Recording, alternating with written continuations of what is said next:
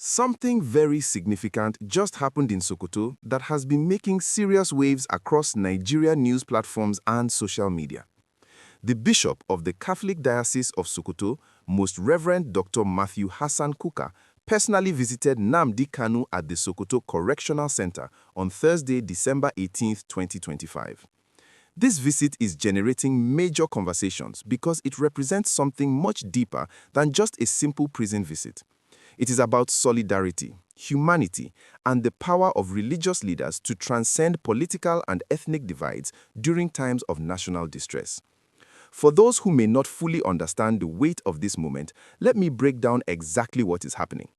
Nnamdi Kanu is the leader of the indigenous people of Biafra, commonly known as IPOB. On November 20, 2025, the Federal High Court in Abuja convicted him on 7 terrorism-related charges and sentenced him to life imprisonment. Justice James Omotosho, who presided over the case, found him guilty on all counts.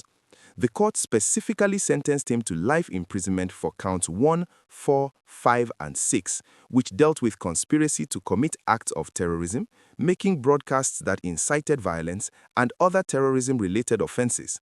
He was also given 20 years on count 3 for being a member of a proscribed terrorist organization and 5 years on count 7 for importing an unregistered radio transmitter. All these sentences are running at the same time, which means the most serious punishment, the life imprisonment, is what he will serve. Just one day after the verdict, on November 21st, Nnamdi Kanu was transferred from the custody of the Department of State Services in Abuja to the Sokoto Correctional Center. This transfer has been extremely controversial because Sokoto is over 700 kilometers away from Abuja, where the court that convicted him is located. His lawyers, family members, and supporters have been crying out that this distance makes it nearly impossible for him to properly prepare his appeal, access court records, meet with his legal team, and exercise his constitutional right to challenge the conviction. The court had specifically ordered that Kanu should not be kept in Kuje prison in Abuja, where he had been held before, due to what the judge described as security concerns. But many people are questioning why the authorities chose to send him all the way to Sokoto in the far northwest of Nigeria when there are many other correctional facilities much closer to Abuja. This is where Bishop Kukah's visit becomes incredibly powerful. Matthew Hassan Kukah is not just any religious leader. He is one of Nigeria's most respected voices on justice, human rights, democracy, and interfaith dialogue. Born on August 31, 1952, in Anchuna, Zangon Kataf local government area of Kaduna State, Bishop Kukah has spent decades fighting for justice and speaking truth to power. He was ordained as a Catholic priest on December 19, 1976, and became the Bishop of Sokoto Diocese in 2011. Over the years, he has served on numerous government committees, including the Human Rights Violations Investigation Commission, the National Political Reform Conference, and the Electoral Reform Committee. He is known across Nigeria and internationally for his fearless criticism of bad governance, injustice, and human rights abuses, regardless of who is in power. Human rights activist Omoyele Sowore, who is a former presidential candidate of the African Action Congress, was the one who publicly disclosed Bishop Kukah's visit to Nnamdi Kanu. Sowore wrote on his social media platform that the bishop's visit symbolizes solidarity not just from him personally, but from the entire Sokoto diocese with Nnamdi Kanu during this extremely difficult time. This is important because Bishop Kukah is based in Sokoto, which is predominantly Muslim, yet he is showing compassion and concern for someone from the predominantly Christian and Igbo southeast of Nigeria who has been convicted of terrorism. This kind of action transcends ethnic and religious boundaries, which is exactly what Nigeria needs right now.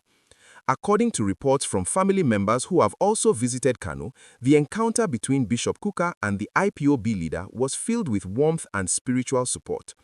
Prince Emmanuel Kanu, who is Nnamdi Kanu's younger brother, revealed on his Facebook page that the conversation between the two men was filled with laughter and joy. He said that Bishop Kukah prayed alongside his team of faithful followers for the imprisoned leader. This detail is touching because it shows that despite being convicted and sentenced to life in prison, Nnamdi Kanu is receiving spiritual care and human compassion. For someone in such a desperate situation, far from home, far from his lawyers, and facing the reality of spending the rest of his life behind bars, these visits from religious leaders and public figures mean everything. Now, let me take you back a bit to understand the full context of this case. Nnamdi Kanu was first arrested in October 2015 on charges of treasonable felony and sedition because of his role as the director of Radio Biafra, a London-based radio station that broadcast messages calling for the creation of an independent Biafran state for the Igbo people of southeastern Nigeria. The idea of Biafra is deeply emotional for many Igbo people because between 1967 and 1970, the southeastern region of Nigeria attempted to secede and form the Republic of Biafra, leading to a brutal civil war that killed over 1 million people, mostly from starvation and disease. The memory of that war still haunts many families today. If you have been finding this breakdown helpful and you want to stay updated on stories like this, please go ahead and hit that like button and subscribe to the channel because we bring you content that helps you understand what is really happening in Nigeria. Kanu was granted bail in April 2017 under very strict conditions, but in September 2017, after a military operation allegedly raided his home in Abia State, Kanu disappeared. The court revoked his bail and the federal government officially designated IPOB as a terrorist organization. Kanu resurfaced years later, apparently living abroad, and continued his broadcast calling for Biafran independence. In June 2021, the Nigerian government announced that Kanu had been arrested in Kenya and brought back to Nigeria to face trial. However, a Kenyan High Court later ruled in June 2025 that Kanu's removal from Kenya was illegal and unconstitutional. The Kenyan court found that Kanu had been abducted, tortured, denied food and medicine, and forcibly deported without following proper extradition procedures. This ruling raised serious questions about the legitimacy of the entire trial, because if Kanu was brought to Nigeria illegally, then arguably the court should not have had jurisdiction to try him. Throughout the trial, Kanu maintained that he was innocent and that the court had no jurisdiction over him because he was illegally brought to Nigeria. He also argued that the terrorism law under which he was charged had been repealed and replaced by a new law. His lawyers insist that you cannot convict someone under a law that no longer exists. However, the government argued that a savings clause in the new law allows for ongoing cases to be completed under the old law. This legal argument is now a major part of the appeal that Kanu's lawyers are preparing. The fact that several high-profile figures have made the long journey to Sokoto to visit Kanu is significant. In late November, both the governor of Abia State, Dr. Alex Otti, and the governor of Sokoto State, Ahmed Aliyu, visited him. Now Bishop Kuka has also made the trip.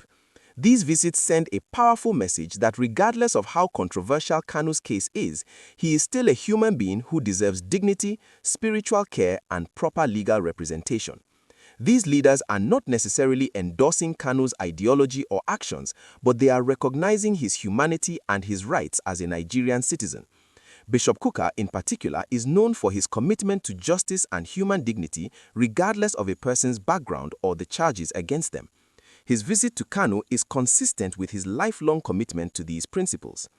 Before we wrap up, let me ask you this question, and I want you to engage with me in the comment section below. Do you think Bishop Kuka's visit will make any difference in how Nigerians view this case? Do you think religious leaders should be involved in visiting and praying for people who have been convicted of serious crimes? And what do you think about the government's decision to send Kanu all the way to Sokoto? Drop your thoughts in the comments because I really want to hear what you all think about this. Thank you so much for watching, and I will see you in the next video.